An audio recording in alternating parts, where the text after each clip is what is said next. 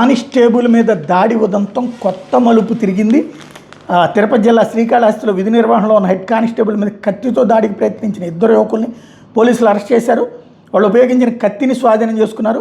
మంగళవారం సాయంత్రం జరిగిన ఈ సంఘటనకు సంబంధించిన వివరాలను ఏఎస్పీ రవి మనోహరాచారి బుధవారం మీడియాకు వెల్లడించారు. రైల్వే స్టేషన్ సమీపంలో 2 బైకులు ఢీకొట్టుకున్నాయి. ఆ సమయంలో అక్కడే ఉన్న హెడ్ కానిస్టేబుల్ రమణయ్య గాయపడిన బుజ్జమ్మను ఆసుపత్రికి తరలించారు. 2వ బైక్ మీద వెళ్తున్న అత్తి శ్రీనివాసులు, సముద్రాల జితేంద్ర కుమార్ను పోలీస్ స్టేషన్కి రావాలని కోరాడు. దీంతో ఆగ్రహించిన ఆ ఇద్దరు యువకులు హెడ్ కానిస్టేబుల్ మీద కత్తితో దాడికి ప్రయత్నించారు. దీంతో వాళ్ళని అదుపులో తీసుకున్నట్టు పోలీసులు చెప్పారు. సోషల్ మీడియాలో రీల్స్ చేసేందుకు కత్తిని వెంట తెచ్చుకున్నట్టు నిందితులు చెప్పారట.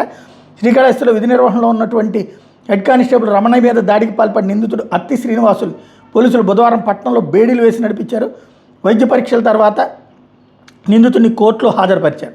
అదే సందర్భంలో విధి నిర్వహణలో ఉన్న కానిస్టేబుల్ మీద టీడీపీ నేత కుమారుడు దాడి చేసిన ఘటన కర్నూలు జిల్లా వెల్దుర్తిలో ఇంకొకటి చోటు చేసుకోవడం మరొక సంచలనం.